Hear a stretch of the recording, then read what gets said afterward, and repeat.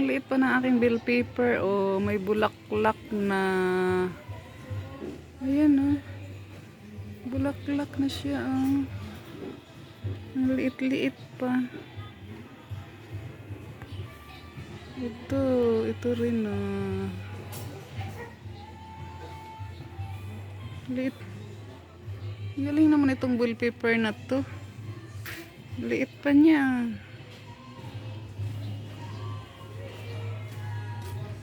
Ayan o, may bulaklak na siya. Ang galing na bell paper na to. Liit-liit pa.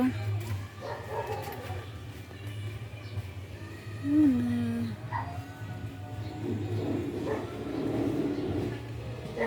Liit pa niya. May bulaklak. Ang galing.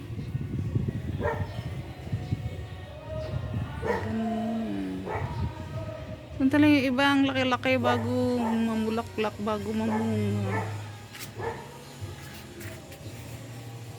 Ito talaga. Sana tuloy-tuloy ka na mamunga.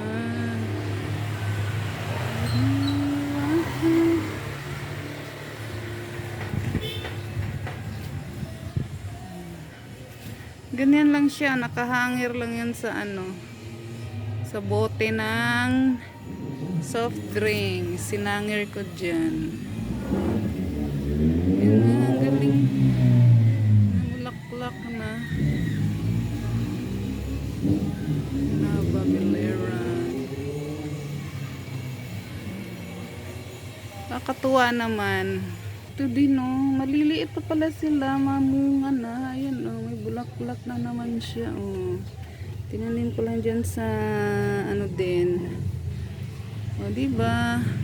Ito malnourished eh. Need yata ito ng ano. Need ng pataba. Ito naman si okra. Ayan si okra. Ayan o. Namulaklak na sila o. Ayan na. Bulaklak na si okra. Ito naman yung isa. Diba? Pag may tiyaga, may nilaga, may tinanim, may aanihin. Kaya naman si aking si tanglad. Meron din akong tanglad dun eh. Isa. Ang galing. Nakakawala kaya ng ano, pagod. Pag nakita mo yung mga tanim mo, ano na. Mga ganito na. So, ayan yung aking alugbate. Libre na kaya, libre. Aking sili, naghingalo. Tanim ulit ako ng sili at saka kamatis. Yung iba kong bell pepper, naghingalo. Payat. Ayan o, payat. Ayaw kasi nila, hindi kasi sila masyadong naiinitan. Ayan o, payat. Magka ano lang sila nun. Hindi kasi naiinitan. Ayan o. Buhay na yung aking sibuyas dahunan. Ayan na, nag-ano na siya. Buhay ka dyan.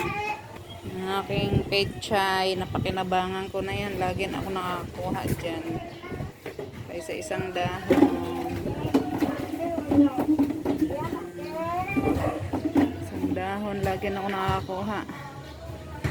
Halo sa gulay. Ganyan lang. Ito mga malnourished eh. Pero ayan o, may bulaklak na rin sila kahit malnourished. Kasi naiinitan eh. Ayan o, may bulaklak na rin naman. Gusto kasi nila, naiinitan sila eh. Bell pepper. Ano naman ang aking mga rose.